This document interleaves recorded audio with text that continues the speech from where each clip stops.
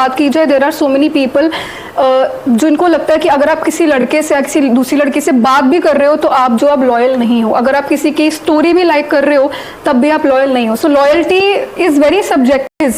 पोलियामरस relationship है consensual polyamorous relationship, as N आप consensually किसी के साथ में रिलेशनशिप में आ रहे हैं, your partner knows about it, right. Support मिल रहा है. आगे चलकर जब वो इंसान आपको जान ले तो आपको हो सकता है कि वो आपको उस तरीके से सपोर्ट ना कर पाए. मल्टीपल रिलेशनशिप्स बनाने की जरूरत नहीं है. अगर आप एक टाइम पर एक के साथ हो तो आपको उसी के साथ लॉयल रहना चाहिए. तो कहते हैं ना, हर क्वालिटी आपको एक इंसान में नहीं मिलेगी. तो अगर आप उस चीज रीजंस, तो कोई अगर आपको छोड़ के जाना चाहे तो वो आपको शादी के बाद छोड़ के जा सकता है, जरूरी नहीं है.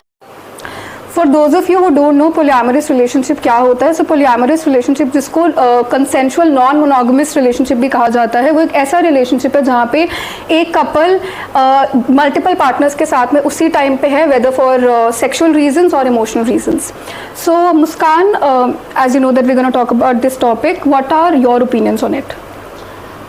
मेरा ओपिनियन इस पर यह है कि अगर एक इंसान एक टाइम पर एक व्यक्ति के साथ है तो आई थिंक इट्स इनफ, ये काफ़ी है. आपको मल्टीपल रिलेशनशिप्स बनाने की ज़रूरत नहीं है. अगर आप एक टाइम पर एक के साथ हो तो आपको उसी के साथ लॉयल रहना चाहिए और उसी से एक्सपेक्ट करना चाहिए कि जो हो रहा है, आपको जिस चीज़ की नीड है, वो इमोशनल नीड है, मेंटल, जिस भी तरीके की नीड की ज़रूरत आपको है वो आपको सामने से मिलेगी.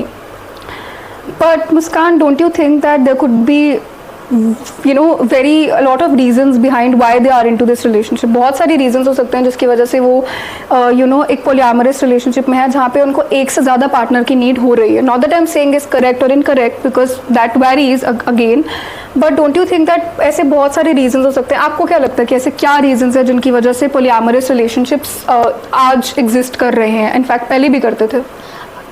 इसका अगर एक मेन रीज़न की बात करें तो इसका एक मेन रीज़न ये भी हो सकता है कि अगर आप कोई नया व्यक्ति आपकी बात को ज़्यादा ध्यान से सुन रहा है या आपकी बात में इंटरेस्ट शो कर रहा है एज़ कम्पेयर टू उस इंसान के लिए जो आपके पास ऑलरेडी है, तो आपको नए इंसान में ज़्यादा इंटरेस्ट आ जाता है. बट वो कहते हैं ना, हर क्वालिटी आपको एक इंसान में नहीं मिलेगी. तो अगर आप उस चीज़ को देखते हुए अलग अलग मल्टीपल रिलेशंस रखते हो, आप कहते हो कि आपको अगर financially support for example person A से मिल रहा है, आपको इमोशनली सपोर्ट पर्सन बी से मिल रहा है, आपको उसके फिजिकली सपोर्ट पर्सन 3 से मिल रहा है, तो आप एक टाइम पे 3 लोगों के साथ जो है वो रिलेशन रख रहे हैं, तो ये आगे चलकर आपको बहुत नुकसान दे सकता है. ये आगे चलकर आप कभी एक के साथ लॉयल रह ही नहीं सकते हैं. ये आपको नहीं लगता है कि इस तरह से एक के साथ आपको लॉयल रहना चाहिए? और हो सकता है कि क्योंकि इस तरह से तो आपकी चॉइसेस कभी स्टिल रहेंगी नहीं, वो बदलती रहेंगी. आपको लगेगा आज ये ठीक है तो कल वो ठीक है. आज हो सकता है आपको जिससे इमोशनली सपोर्ट मिल रहा है, आगे चलकर जब वो इंसान आपको जान ले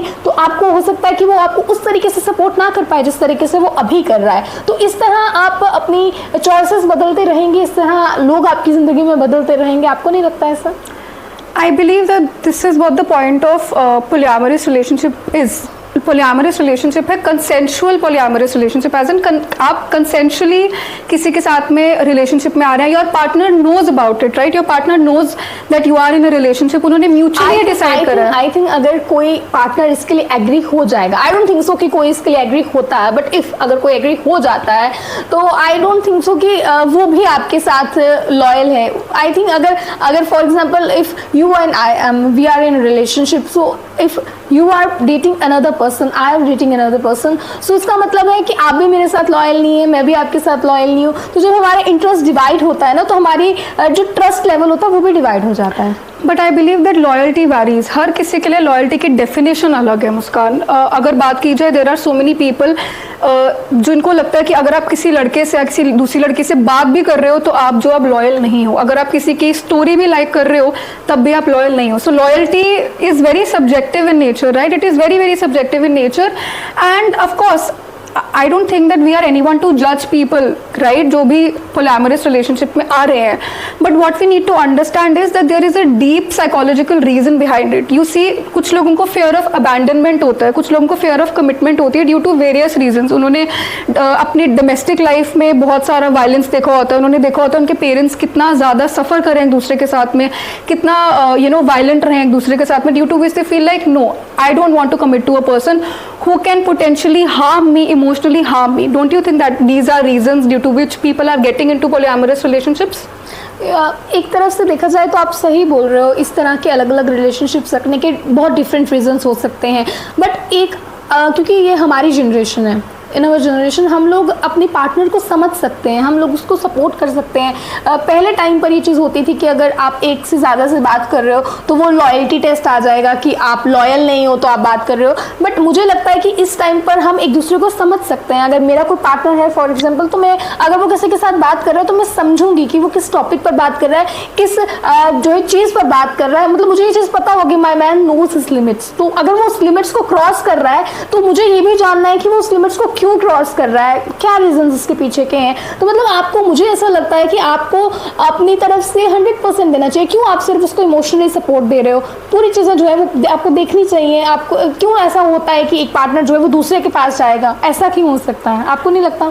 But I feel like, Muskan, that again we are talking about ourselves here. We are not understanding that polyamorous relationship जो है उसमें दोनों पार्टनर्स का म्यूचुअल अग्रीमेंट होता है। Both the partners are agreeing to the point that दोनों ही चाहे तो अलग पार्टनर्स ढूंढ सकते हैं for various reason. Suppose like I would really want to know this, that suppose अगर एक पार्टनर दूसरे पार्टनर से सेक्सुअली सेटिस्फाइड नहीं है, you know there is sexual depression that happens due to which people feel suicidal, people feel as if उनकी दुनिया खत्म हो गई है, because if you do not have that kind of satisfaction with your own partner, तो आप you feel like आपके पास में कुछ है, you feel lonely, you feel alone, due to which बहुत चीज़ें होती हैं आपकी लाइफ में, राइट? बहुत डिस्ट्रेस आ जाता है आपकी लाइफ में।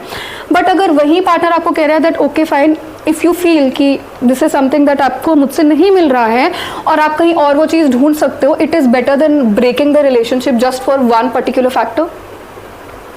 मेरे हिसाब से तो अगर ऐसा कुछ है, अगर आप किसी के साथ सेटिस्फाइड नहीं हो तो आपको सेपरेट हो जाना चाहिए।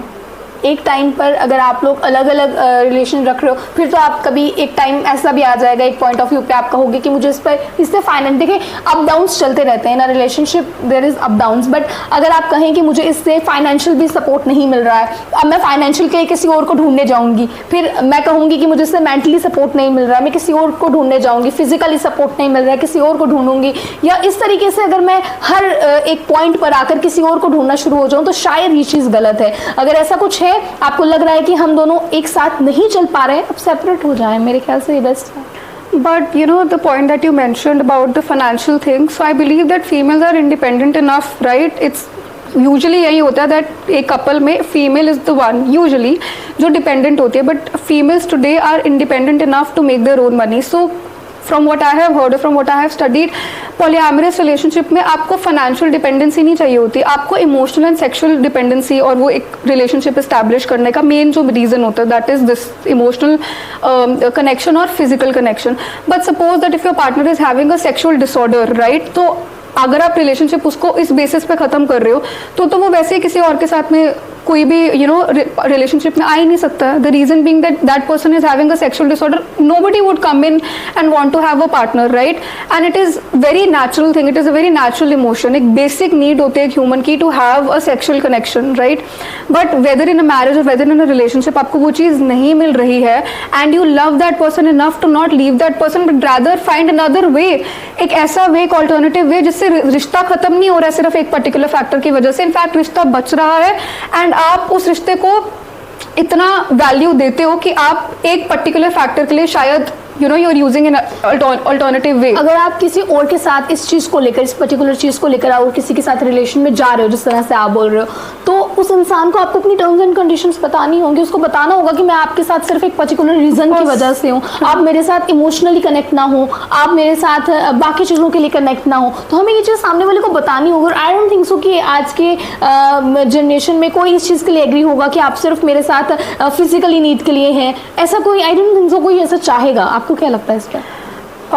From what I have experienced, especially in my counseling sessions, I've seen that people are not wanting to have committed relationships. बहुत like we have a very scarcity of committed relationships बन ही नहीं रहे हैं. People want कि हमें situationship जिसको हम कहते हैं, right, that आप किसी के साथ में बात कर लो, घूम लो, सब कुछ कर लो, but nobody wants to have a committed relationship because of various reasons. आपको fear of commitment रहता है, sometimes fear of abandonment रहता है कि कहीं हमें छोड़ के ना चले जाए, right? सो बहुत से रीजंस रहते हैं।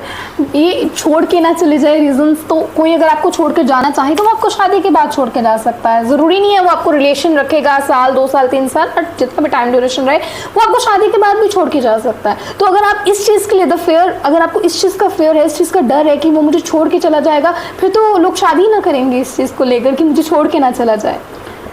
Well, I feel that the solution for this fear of abandonment, or whatever the reason is, I think the solution should be that आपको एक therapist के पास में therapy या counseling seek करनी चाहिए, wherein you can discuss these issues, जहाँ पे आपके issues resolve हो सके। Because जब आपको एक डर है कि आपको कोई छोड़ के चला जाएगा, आप शायद मल्टीपल पार्टनर्स के साथ में भी रहोगे, I think that would create more distress in that particular person.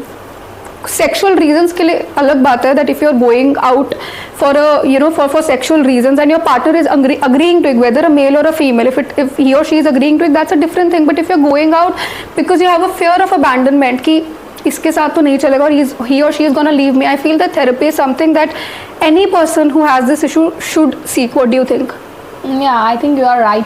हमें इस चीज़ के बारे में काउंसलिंग करनी चाहिए, काउंसलर के पास जाना चाहिए, उनसे डिस्कस करना चाहिए, ताकि वो आपको और आपके पार्टनर को दोनों को ही बिठा के आप दोनों के पॉइंट ऑफ व्यू जान सके। मुझे लगता है कि आप दोनों को ही जाना चाहिए, दोनों पार्टनर्स को, ताकि वो आपके दोनों के पॉइंट ऑफ व्यू जान सके। और आफ्टर दैट जब वो आपकी पॉइंट ऑफ व्यू जान लेते हैं, उसके बाद वो अपना सजेशन सुना सके कि आपका सेपरेट हो जाना ठीक है या आपका एक साथ रहना ठीक है, या क्या इसका कंक्लूजन निकलता है। वो चीज़ जो है वो आपको एक काउंसलर बता सकता है। आपको नहीं लगता?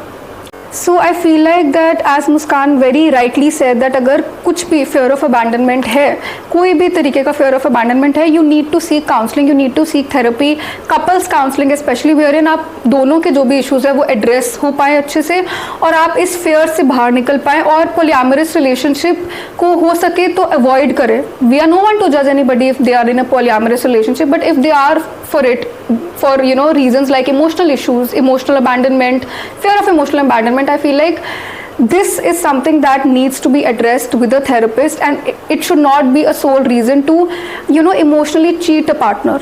Because when you are emotionally involved with somebody, that leads to emotional cheating, that leads to a lot of distress for the other partner, that leads to a lot of let's just say mental health challenges for the other partner. So I feel like that polyamorous relationships or not, fear of abandonment in any kind of relationship should not be there, and if it is there, then therapy is one solution that we all should seek. Thank you.